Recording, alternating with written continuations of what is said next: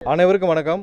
இன்று துறைமுக தொகுதியில் எங்களுடைய நிர்வாகிகள் ஒவ்வொரு இல்லத்திற்கும் சென்று எங்களுடைய தேர்தல் பணிக்காக ஒவ்வொரு இல்லத்துக்கும் போகிற வழியில் இன்று திட்டமிட்டு திரு சேகர்பாபு அவர்கள் சில ரவுடிகளை, திமுக ரவுடிகளை ஏறி எங்களுடைய நிர்வாகிகள் மீது கொலைவெறி தாக்குதல் நடத்தியிருக்காங்க. இதில் கடுமையாக கிட்டத்தட்ட 5 பேருக்கு மேலே 6 பேர் இன்றைக்கி கடுமையாக அதில் தாக்குதலுக்கு உள்ளாக்கப்பட்டு 2 பேர் ஐசியூவில் இருக்காங்க. மீதி 4 பேர் இப்போ தான் மருத்துவமனையில் தீவிர சிகிச்சையில் எடுத்துகிட்டு இருக்காங்க.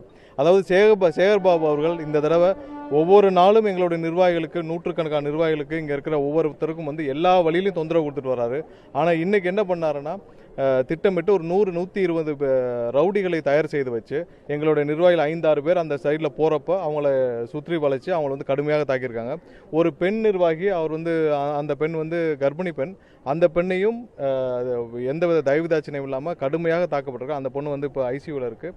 இன்னொருத்தர் ஒரு ஆட்டோ டிரைவர், அவர் இன்னைக்கு சாதாரண பிரச்சாரத்துக்கு போயிருந்திருக்காரு. அப்போ அவரும் தாக்கப்பட்டு காலையிலேருந்து அவர் ரொம்ப தீவிரமாக ஒரு சிகிச்சை பெற்று வர்றாரு. காலையிலேருந்து வாந்தி, மயக்கம், ஃபிட்ஸ் ரொம்ப ஒரு சிவியரான கண்டிஷனில் இருக்கிறாரு.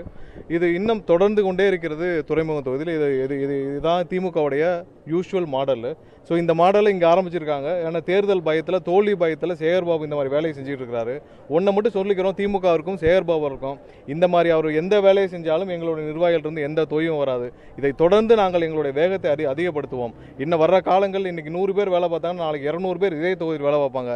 இந்த தடவை சேகர்பாபு துறைமுக தொகுதியில் தோல்வி அடைவதை உறுதியாக சொல்லிக்கிறோம். கண்டிப்பாக சேகர்பாபு இந்த தொகுதியில் தோற்கும் வரை எங்களுடைய நிர்வாகிகள் எந்தவித தொய்வும் எல்லாம் வேலை பார்ப்பாங்க.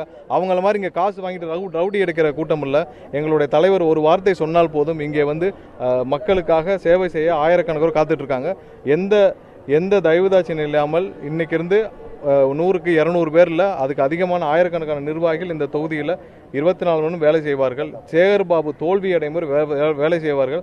திமுக இது மாதிரியான ரவுடி அரசியலை கைவிட வேண்டும்.